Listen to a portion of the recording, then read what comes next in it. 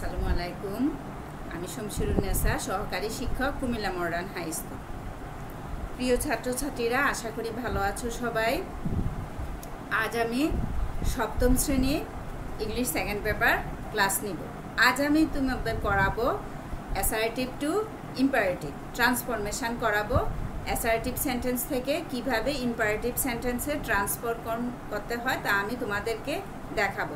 আসো আগে আমরা জেনে নেই অ্যাসার্টিভ সেন্টেন্স বলতে কি বুঝি আর ইম্পারেটিভ সেন্টেন্স বলতে কি বুঝি।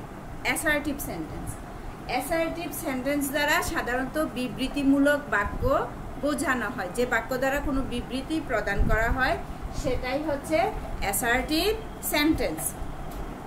এবং ইম্পারেটিভ সেন্টেন্সকে বাংলায় বলা হয় অনুজ্ঞাবাচক বাক্য। ইম্পারেটিভ সেন্টেন্স দ্বারা আদেশ, উপদেশ, অনুরোধ, নিষেধ এই চারটি জিনিস বোঝানো হয়। আদেশ, উপদেশ, অনুরোধ, নিষেধ, অর্ডার, অ্যাডভাইস, রিকোয়েস্ট এবং ফরবিড এই চারটা জিনিস বোঝানো হয় কি দ্বারা? ইম্পারেটিভ সেন্টেন্স দ্বারা। আর অ্যাসার্টিভ সেন্টেন্স হচ্ছে বিবৃতিমূলক বাক্য। আজ আমি বিবৃতিমূলক বাক্যটাকে কিভাবে অ্যাসার্টিভ সেন্টেন্সকে ইম্পারেটিভ সেন্টেন্সে নেওয়া যায় সেটাই আমি তোমাদের দেখাবো। আচ্ছা দেখো, প্রথমে আমি তোমাদের জন্য কয়েকটা অ্যাসার্টিভ সেন্টেন্স লিখছি। যেমন ধরো 1 নম্বরে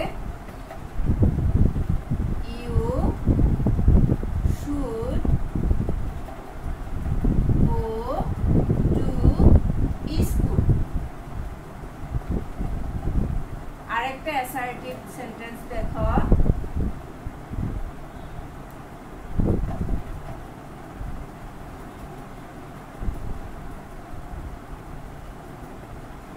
I go to school।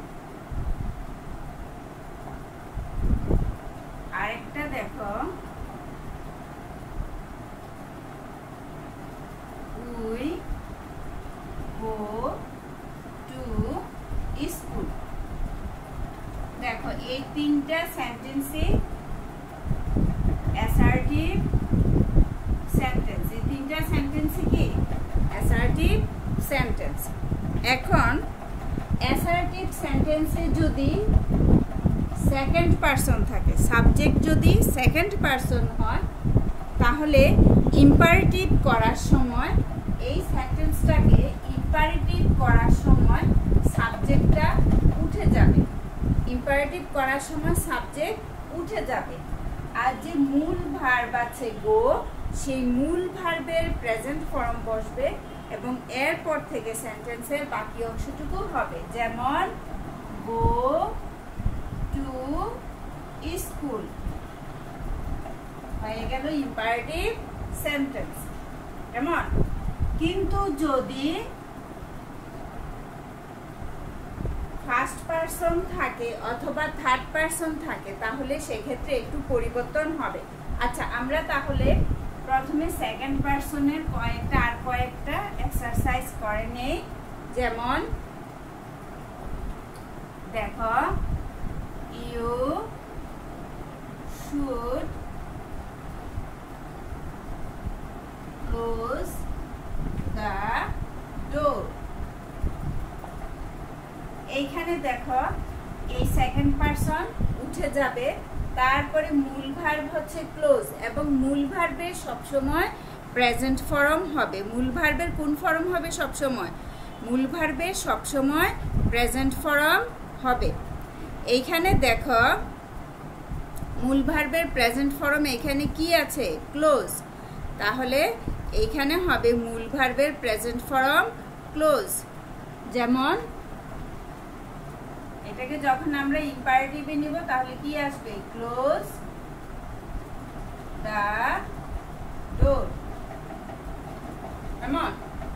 কিন্তু যদি ফার্স্ট পারসন অথবা থার্ড পারসন থাকে তাহলে কি হবে? দেখো যদি ফার্স্ট পারসন থাকে, যেমন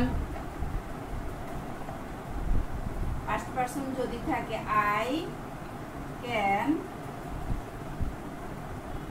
solve the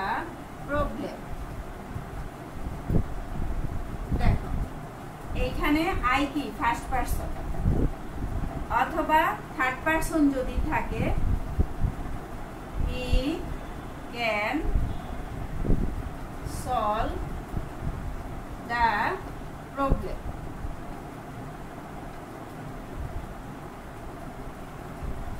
দেখো এই ফার্স্ট পারসন এবং থার্ড পারসন থাকলে একটা লেট যুক্ত হবে। ফার্স্ট পারসন এবং থার্ড পারসন থাকলে কি যোগ হবে? লেট যোগ হবে। যেমন দেখো এইখানে কি হবে, এইখানে প্রথমে একটা লেট আসবে, দুই ক্ষেত্রেই প্রথমে লেট আসবে। তারপরে এই যে সাবজেক্ট আছে, যেমন এইখানে সাবজেক্ট আছে first person I, third person he, এই সাবজেক্টের অবজেক্টিভ ফর্ম বসবে। আমরা জানি আই এর অবজেক্টিভ ফর্ম কি? Me, let me. তারপরে এই যে মূল ভার্বের অংশটুকু বসবে, মূল ভার্ব থেকে বাকি অংশটুকু বসবে, এবং মূল ভার্বের অবশ্যই প্রেজেন্ট ফর্ম হবে।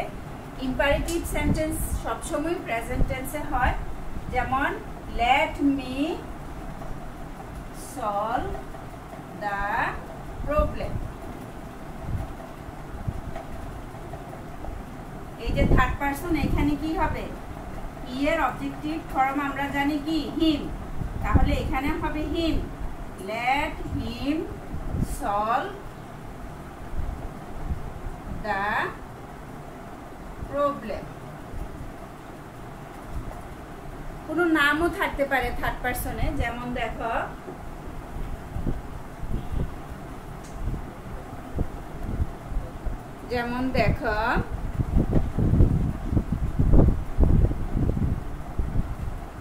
রনি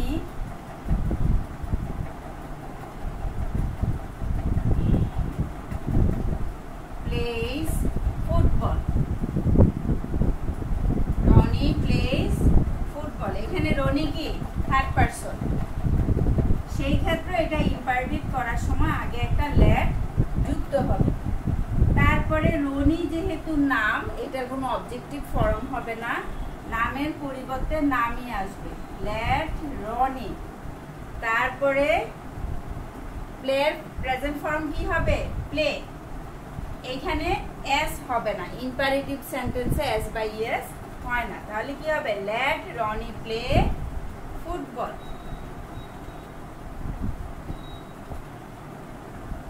তারপরে আরেকটা থার্ড পারসন দেখো,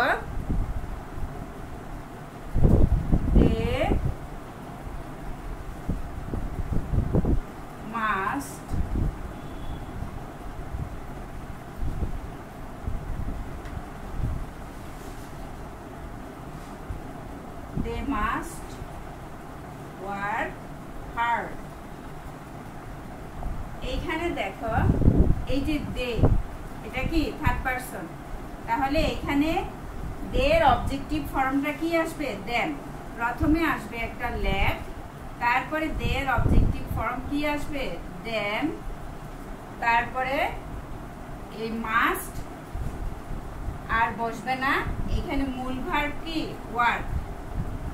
দে must work hard, let them must work hard. আচ্ছা, তারপরে এই গেল আমাদের যদি অ্যাসার্টিভ সেন্টেন্সটা অ্যাফার্মেটিভ হয়, কিন্তু অ্যাসার্টিভ সেন্টেন্সটা যদি নেগেটিভ হয় সেই ক্ষেত্রে আমরা কি করব?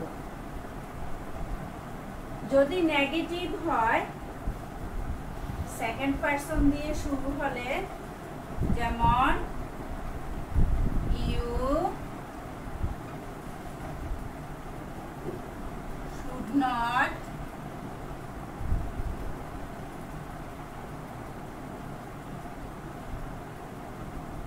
do the work। যেমন এইরকম যদি থাকে তাহলে কি হবে? এইখানে এই শূন্যটা হবে না, এখানে আমরা ইম্পারেটিভ করার সময় বসাবো ডোন্ট। আমরা জানি কি আসবে? Don't. Don't do the work. অথবা আরেকটা দেখো,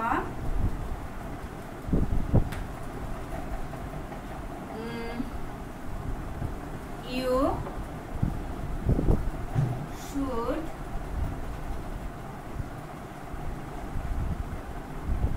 never tell a lie।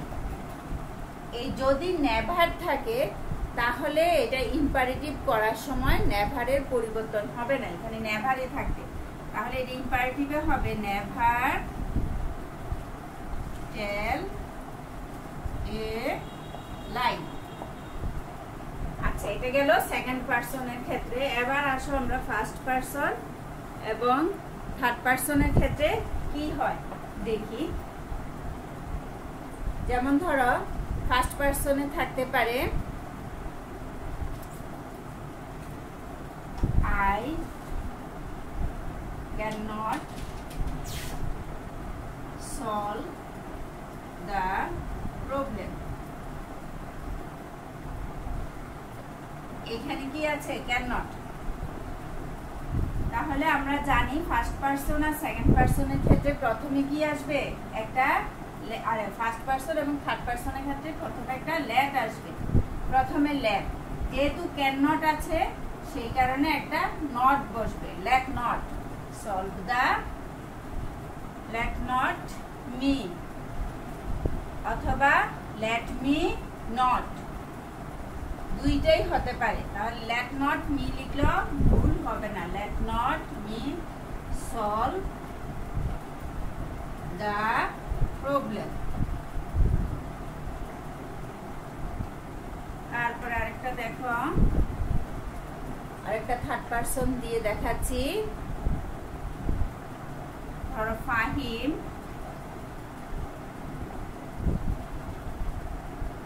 does not hate the poor। এখানে কি আছে? does not। তাহলে প্রথমে কি আসবে? লেট আসবে, লেট, লেট ফাহিম। নামের ক্ষেত্রে আগে নামটা দিলে সুন্দর হয়, লেট ফাহিম নট অথবা লেট নট ফাহিম, দুইটাই ঠিক হবে। Let Fahim not hate the poor. কেমন? এই গেল আমাদের যদি সেন্টেন্সটা নেগেটিভ হয় তাহলে আমরা কিভাবে এটাকে ইম্পারেটিভে নিব। নেগেটিভ হলে লেটের সাথে একটা নট আসবে, যেমন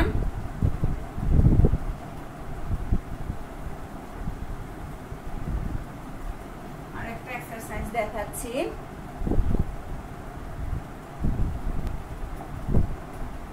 He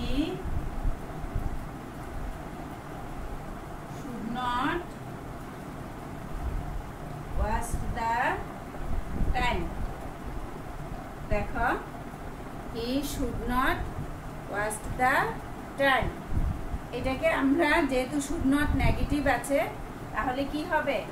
প্রথমে একটা লেট আসবে, লেটের পরে হি এর অবজেক্টিভ ফর্ম কি? হিম, লেট হিম নট, তারপরে কি আসবে? Not waste the time.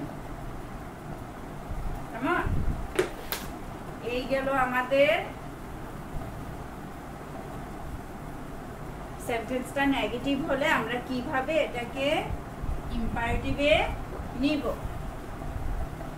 এখন আমরা দেখব, এতক্ষণ তো আমরা দেখলাম কিভাবে অ্যাসার্টিভ থেকে ইম্পারেটিভে নেওয়া যায়।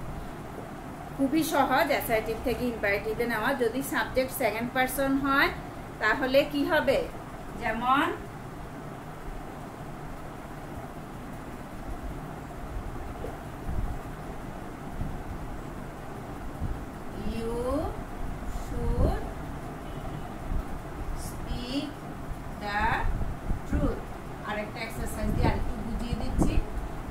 দেখো, যদি সেকেন্ড পারসন হয় তাহলে মুভ ভার্ব থেকে এই অংশটা লিখলে ইম্পারেটিভ হয়ে যাবে। যেমন স্পিক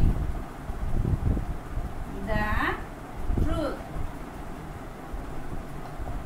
যদি এটা ফার্স্ট পারসনে থাকে, যেমন ফার্স্ট পারসন অথবা থার্ড পারসনে থাকে, he should speak the truth, তাহলে কি হবে? প্রথমে একটা লেট আসবে, যেমন লেট, তারপরে here objective form him, let him speak the truth. এমন আর যদি শুড নট থাকতো তাহলে কি আসতো? লেট নট অথবা লেট হিম নট। আচ্ছা, এই গেল আমাদের অ্যাসার্টিভ থেকে ইম্পারেটিভ। এখন আমরা দেখব কিভাবে ইম্পারেটিভ থেকে অ্যাসার্টিভে নিতে পারি। যদি সেন্টেন্সটা ইম্পারেটিভে থাকে তাহলে আমরা কিভাবে অ্যাসার্টিভে নিব সেটাই এখন দেখব। দেখো, এখন আমরা করব imperative two assertive.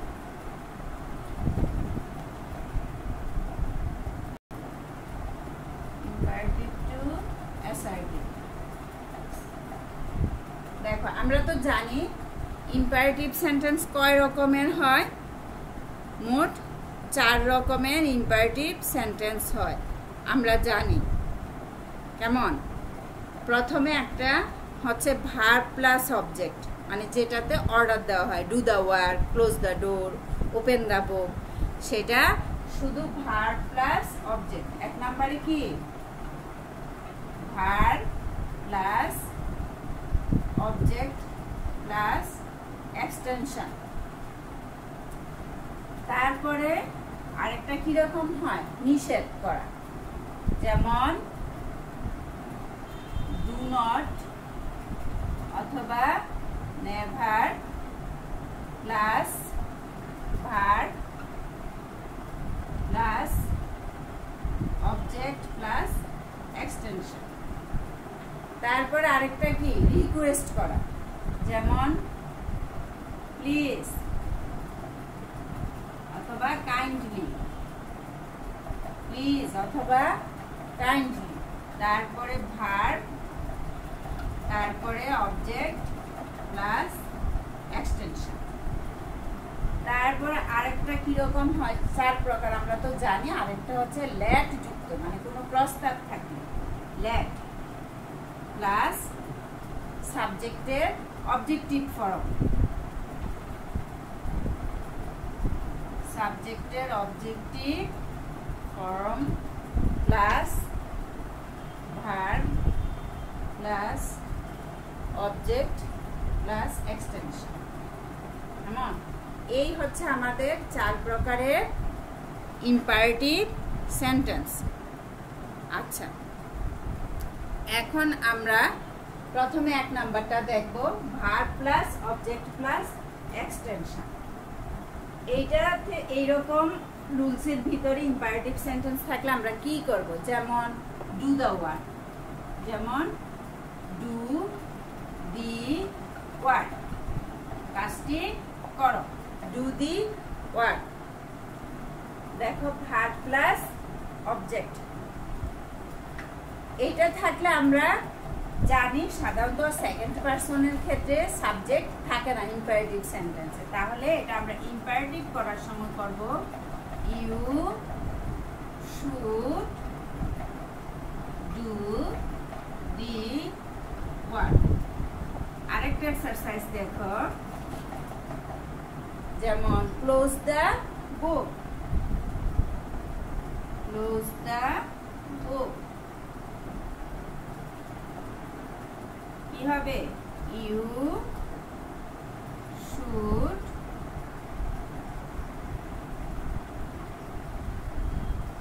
Close the book. কেমন? তারপর আরেকটা দেখো,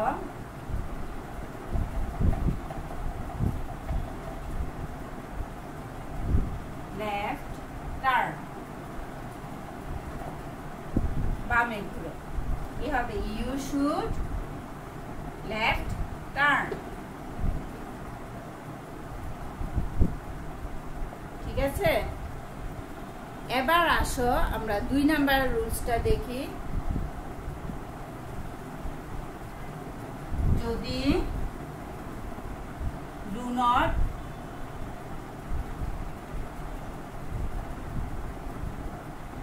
অথবা never plus verb plus object plus extension থাকে তাহলে কি হবে? যেমন ডোন্ট ডু দ্যাট, এটা কি নিষেধ।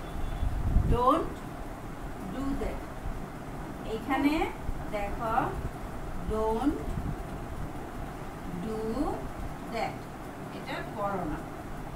এইখানে কোনো সাবজেক্ট নাই, সেই ক্ষেত্রে আমরা জানি সাবজেক্ট না থাকলে ইউ আসবে। You should not do that. কেমন? তারপরে ধরো আছে never follow me. Never follow me কি হবে?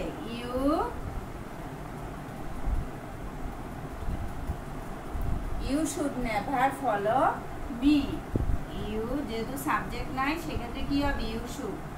You should never follow me. কেমন? আরো কিছু এক্সারসাইজ দেখাই। যেমন ধরো নেভার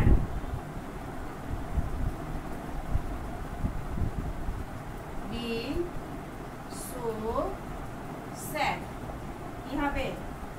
এখানে সাবজেক্ট নাই, তাহলে কি হবে? ইউ শুড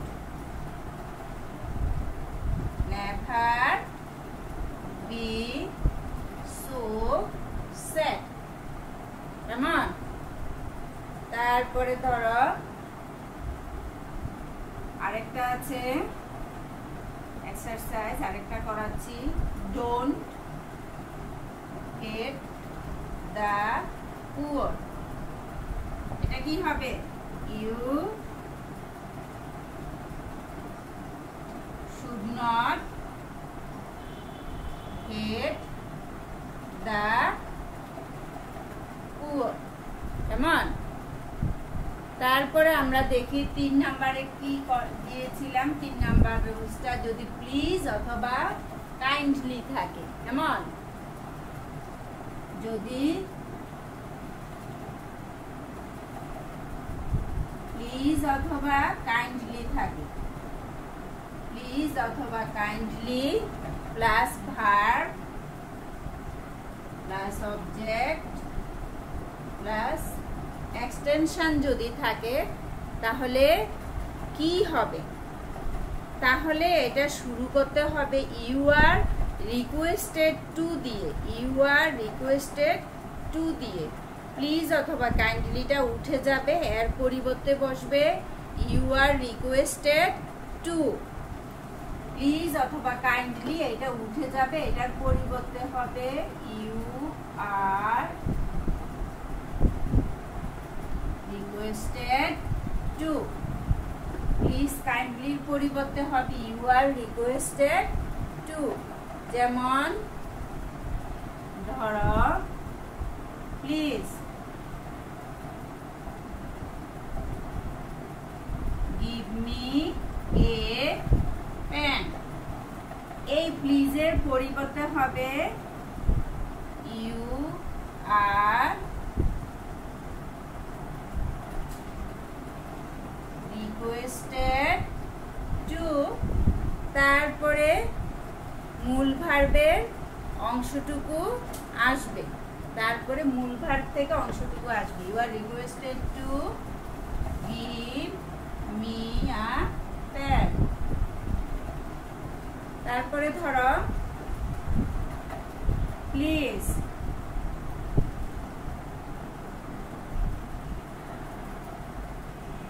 প্লিজ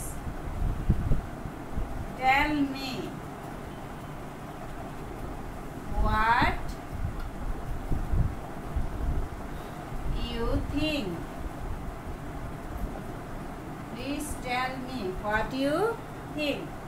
এইখানে দেখো, এইখানে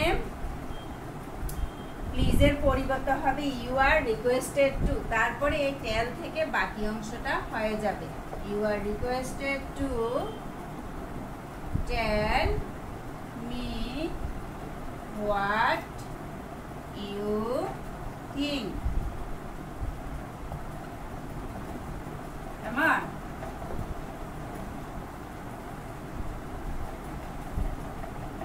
তারপরে ধর একটা কাইন্ডলি দিয়ে করাই, যেমন কাইন্ডলি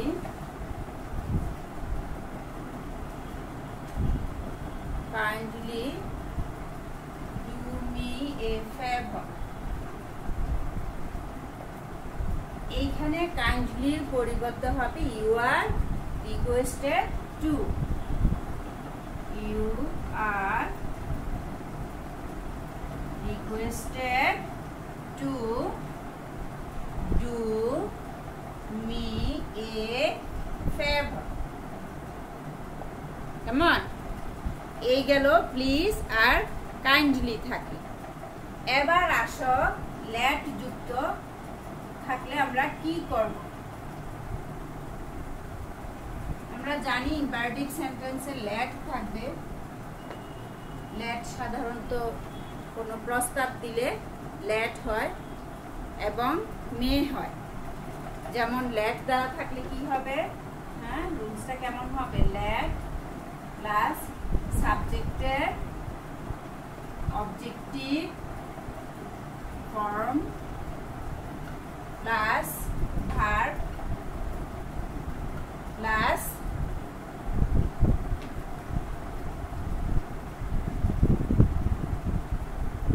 মে অথবা শুড থাকতে পারে,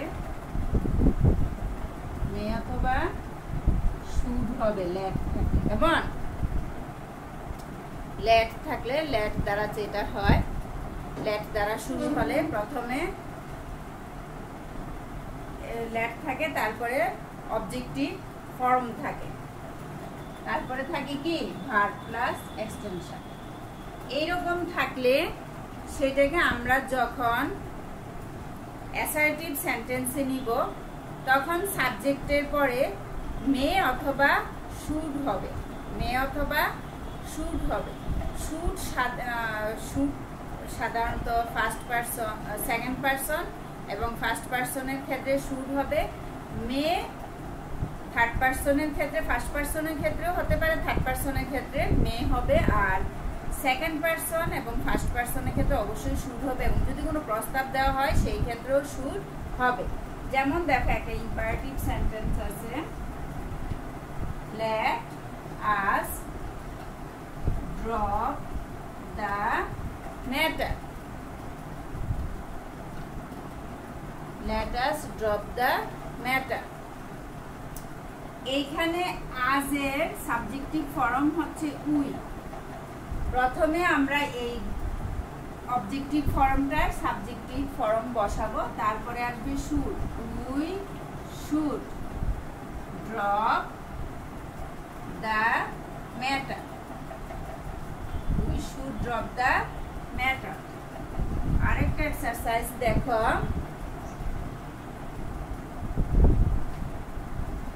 let us cut jokes. দেখো এখানে আজের সাবজেক্টিভ ফর্মটা কি we. We should cut jokes. আচ্ছা, আরো কিছু এক্সারসাইজ আমরা দেখি। যেমন ধরো let him